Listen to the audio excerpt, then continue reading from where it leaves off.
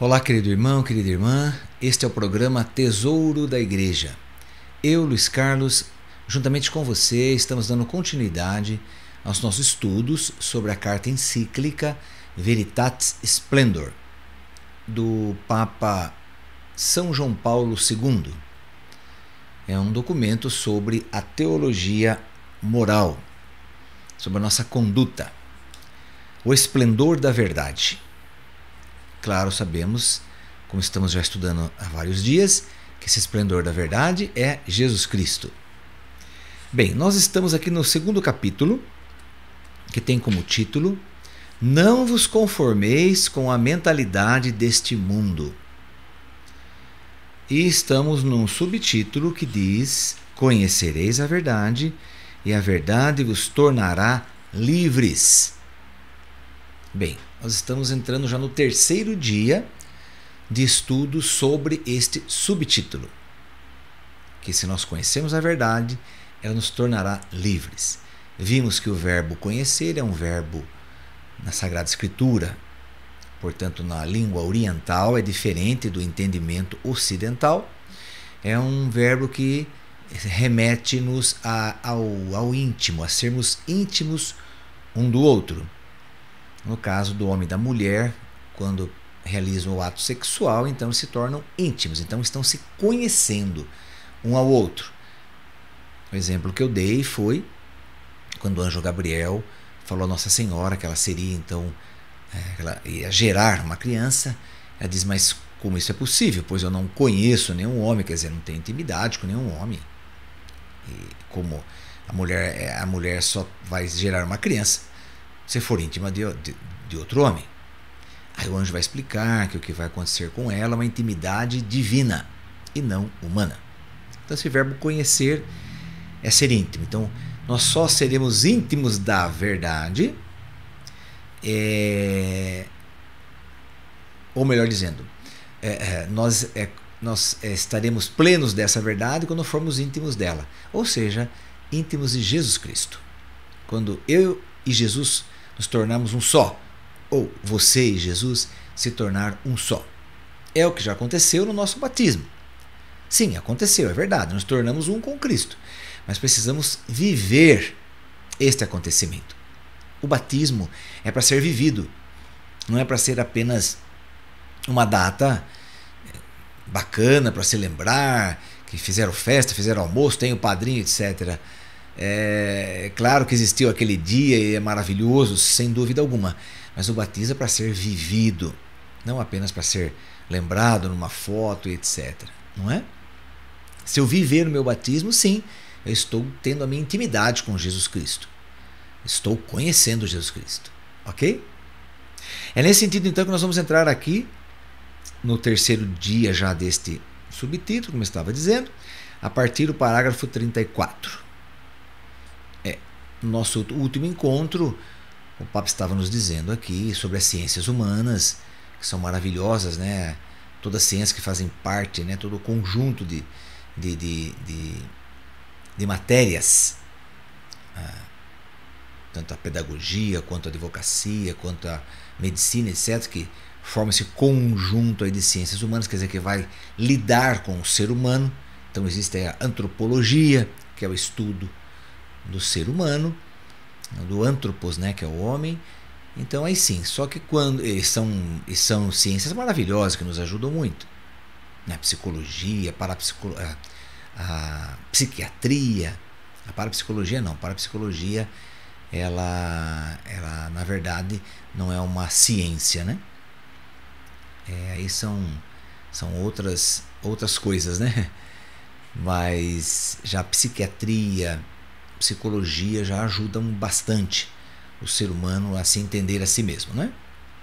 Então, nesse sentido aqui que o Papa está dizendo que quando o ser humano, o cientista, o professor, o advogado, o juiz, etc., ultrapassa os seus limites, saindo do que ele tem que fazer, como observar o direito do outro e ajudar o outro em todos os seus direitos, quando extrapola isso e usa do outro, o seu próximo, quando ele usa das pessoas, bem, ele extrapolou os limites, daí ele já não está mais O seu comportamento não está sendo mais condizente com o comportamento humano, já é algo aí egoísta, individualista e tudo mais, não é verdade? Então, a partir do parágrafo 34, mestre, que devo fazer de bom para alcançar a vida eterna? Então ele volta àquela pergunta que nós já estudamos.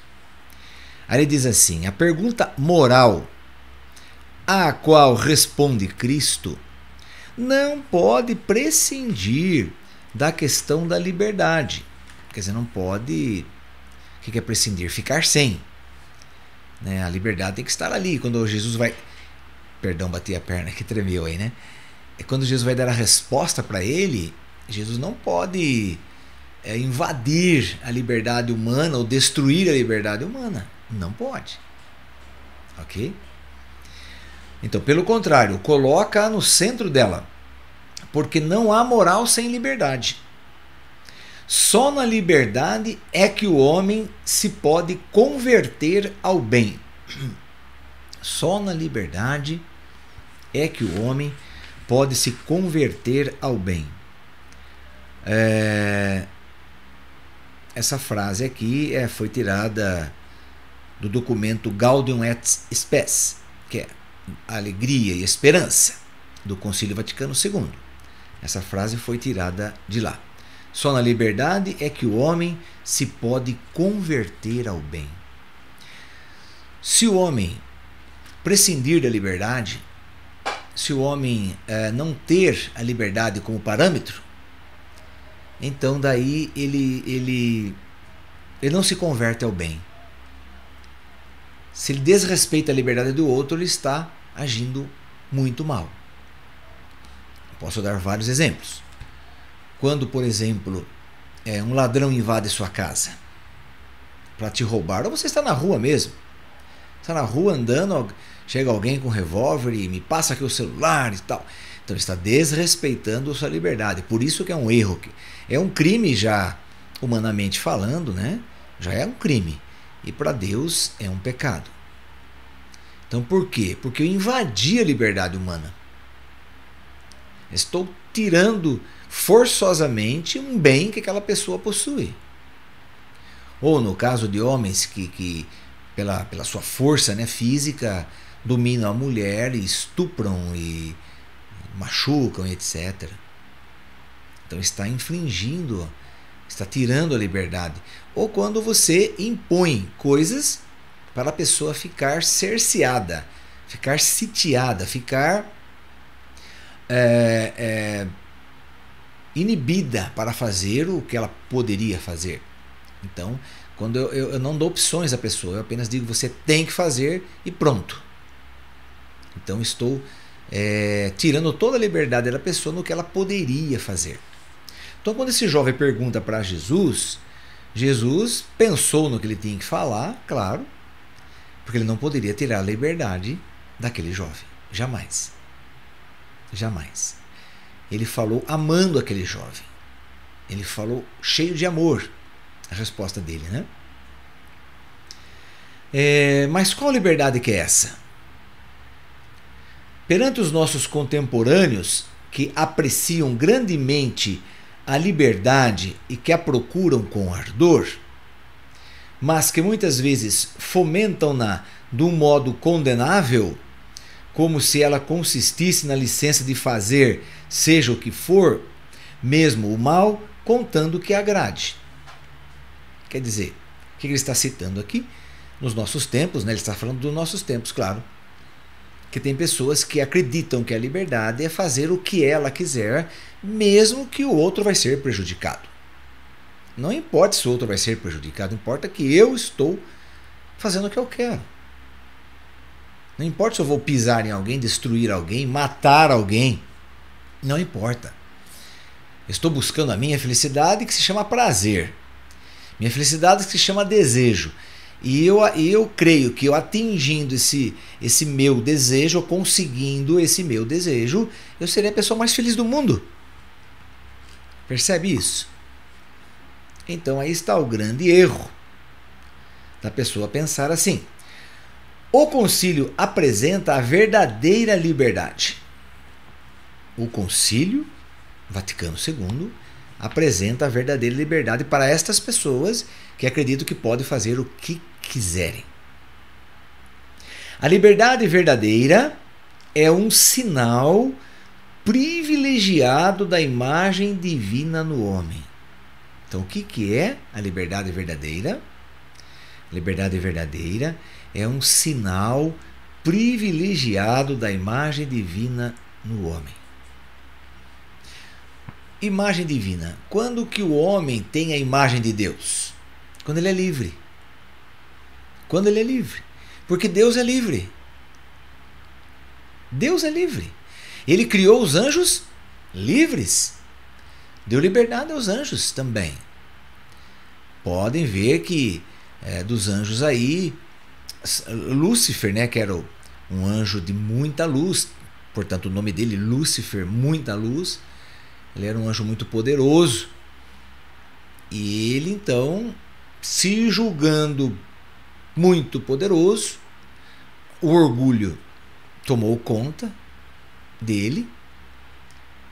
Eu não posso falar tomou conta do seu coração, porque anjo não tem coração, não é assim como o nosso, né?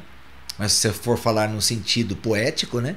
Então posso dizer, o coração do anjo Lúcifer se encheu de orgulho, no sentido poético, né?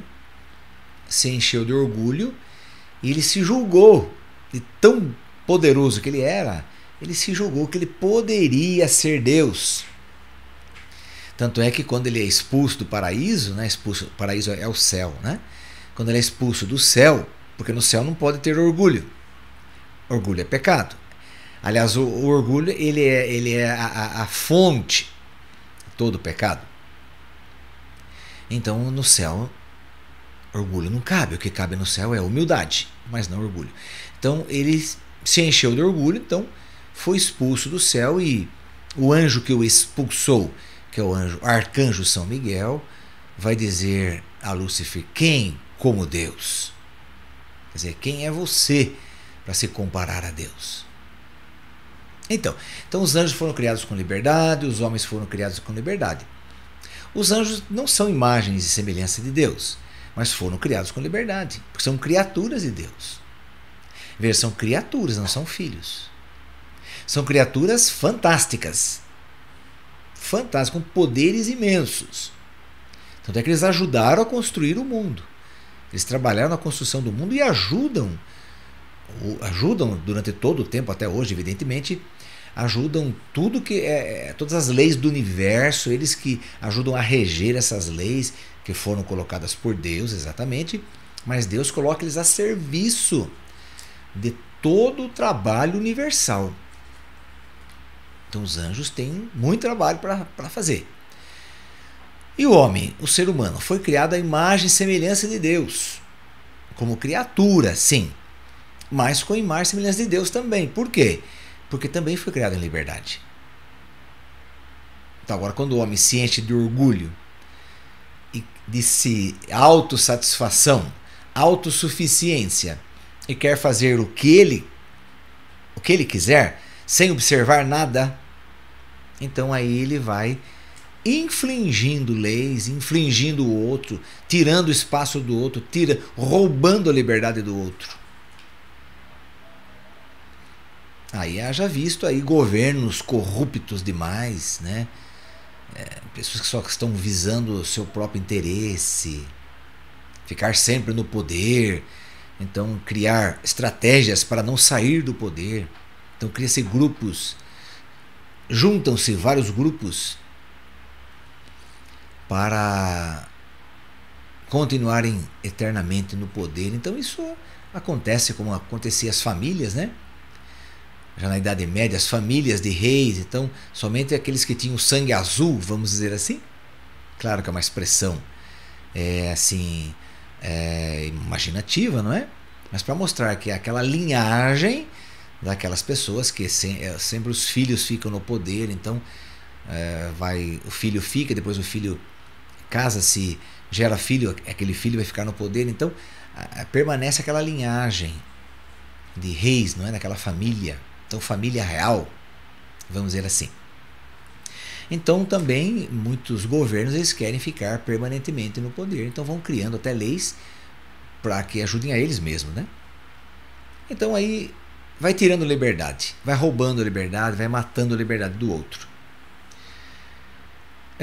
Bem, nisso tudo, Deus quis deixar o homem entregue à sua própria decisão, como está no livro do Eclesiastes, capítulo 15, versículo 14, para que busque por si mesmo o seu Criador, busque por si mesmo a Deus, não seja obrigado a buscar a Deus. Tanta gente fala, né? Ah, mas por que Deus não colocou no homem um jeito dele buscar a Deus? Não buscar outras coisas. Bem, daí seria Deus terá a liberdade da pessoa. E Deus não quer assim. Pois Deus quis deixar o homem entregue à sua própria decisão para que busque por si mesmo o seu Criador e livremente chegue à total e beatífica perfeição aderindo a Ele, aderindo a Deus. Se existe o direito de ser respeitado no próprio caminho em busca da verdade, há ainda antes a obrigação moral grave para cada um de procurar a verdade e de aderir a ela uma vez conhecida. Então, da mesma forma, né, que existe o direito de ser respeitado no próprio caminho em busca da verdade, existe a obrigação moral para cada um de procurar a verdade e aderir a ela uma vez conhecida. Nesse sentido, afirmava com decisão o cardeal Newman, eminente defensor dos direitos da consciência. O que dizia esse cardeal Newman? A consciência tem direitos porque tem deveres. Olha, uma frase que sintetiza bastante coisa. Sintetiza bastante o que nós estamos conversando aqui. A consciência tem direitos? Tem, porque tem deveres. Quer dizer, eu tenho se eu olhar só para o meu direito, sem ver o meu dever para com o próximo, para com a pátria, para com o meu vizinho, eu tenho direito de ouvir música aqui em casa bem alto, um som bem alto, mas eu tenho o dever de não incomodar o meu vizinho. Então, antes de, na minha liberdade, de eu atender ao meu desejo, antes disso eu tenho que ver se não estou infringindo no direito do outro. E isso sim é uma consciência moral correta. Aí sim. Então, em tudo que nós vamos fazer, eu ou você, em tudo. Por exemplo, estou dirigindo, estou numa estrada e tem uma fila na minha frente de 5 carros e o da frente é um carro mais antigo, que não está com um motorzinho muito bom. Então está bem devagarzinho naquela subida. Eu estou com muita pressa. Estou numa subida. Estou sem visão. Logo vai acabar aquele aclive, então eu não estou nem enxergando, né, se pode vir alguém. Mas eu falo, não, eu estou com pressa. Aquele carro lá podia sair da estrada para eu passar. Então aí eu me julgo no direito de podar onde não pode podar, onde não tem visão. E daí, quando estou na metade da subida, na metade dos carros que estavam à minha frente, vem outro de encontro. E daí? Como é que eu faço? Daqui eu não saio. Se o outro não sair, daí o outro sai da estrada, vamos supor, capota o carro, morre gente, sei lá. Mas eu mesmo passei do jeito que eu quis e fui embora. Então eu infringi o direito do outro. Usando esse exemplo que eu estou dando, veja como que a lei dos homens pensa e como que a lei de Deus pensa também nessa questão. Olha, nessa questão, você que é motorista aí no caso, né? Você que é um condutor de veículos. Então, se você for fazer isso, ou se você estiver naquela fila que eu falei, você está numa fila ali de 5, 6, 10 carros, sei lá, e vem um querendo podar todo mundo numa subida onde tem faixa dupla, não pode podar, mas vem aquele desesperadinho ali, e aí dá de encontro com uma carreta ou com outro carro, sei lá. O que nós estamos na fila temos como obrigação fazer, como dever. Antes do meu direito, eu tenho deveres a cumprir. O que nós temos que fazer, nós que estamos na fila? Abrir espaço para aquele sujeitinho entrar e evitar um acidente. Nós temos dever de fazer isso. Ah, mas que é isso, Luiz Carlos? Mas o sujeito ali, viu? Ele não poderia ter feito aquilo? Como assim? Agora eu vou ter que diminuir meu carro? Sim. Sim. Esta é a nossa obrigação. Se você não fizer isso e acontecer um acidente e morrer pessoas, você está ligado naquelas mortes. Você é responsável por aquelas mortes. Tá vendo como é que são as coisas? As coisas são assim. Por quê? Porque nós temos deveres antes das nossos direitos, existem deveres a ser cumpridos. É isto que esse cardeal Newman está falando. A consciência tem direitos, porque tem deveres. Se não tiver deveres, não tem direitos. Está vendo? Importante nós pensarmos isso. Então, tudo que vamos fazer, né, vamos ver se eu não vou atrapalhar o outro, se eu não vou atingir o outro, se eu não vou tirar a liberdade do outro, ou se eu não vou destruir a liberdade do outro, sabe? Vou varrer aqui a frente da minha casa. Tá cheio de folhas. Ah, mas a árvore é do vizinho. Não é minha árvore. A folha veio da árvore dele. Eu não tenho árvore em casa. Então eu vou varrer as folhas pro lado dele. A árvore é dele. E ele que recolhe as folhas. Eu só vou tirar da frente da minha casa. Não é verdade? Tem gente que pensa assim. Mas a árvore, ela é um benefício para todos. Para todos, claro que é. Faz sujeira na rua? Faz, na calçada, eu sei que faz. Mas nós temos que limpar e se você quiser até limpar até do outro, vai ver que ele não tem tempo, trabalha muito, não sei. Não sei. De repente a frente da casa dele está sempre suja, ele entra e sai, trabalha muito, ou não tem quem ajude, ou mora sozinho, não sei. Então, custa limpar a frente da casa dele também? Se você tem tempo, se você pode? Custa. Entende? Então são essas coisas, né? Algumas tendências da teologia moral odierna, sob a influência das correntes subjetivistas e individualistas agora lembradas, interpretam de um modo novo a relação da liberdade com a lei moral, com a natureza humana e com a consciência. E propõem critérios inovadores de avaliação moral dos atos. Como é que é isso? São tendências que, em sua variedade, coincidem no fato de atenuar ou mesmo negar a dependência da liberdade e da verdade. Até mesmo dentro da Igreja Católica, muitas vezes os próprios católicos ou até alguns padres com uma formação teológica talvez não boa, você vai se confessar, o padre fala, olha, mas isso aí não é pecado. Você fala, como que não é pecado? Olha o que eu fiz. O padre, não, mas é tal. Então, quer dizer, de repente é um padre que está aí perdendo essa consciência da liberdade, que não estudou a moral católica cristã em sua pureza, em sua totalidade, ou ele está criando uma nova moral com a cabeça dele. Pode acontecer isso? Pode acontecer. Não digo que está acontecendo, mas pode acontecer. Ok? Por quê? Porque nós somos seres humanos. E o ser humano, ele está exposto, está fragilizado a tudo. Por isso que o ser humano tem que estar bem consciente do que são as coisas de Deus e do que não são as coisas de Deus. Da doutrina católica e de uma doutrina que não é católica.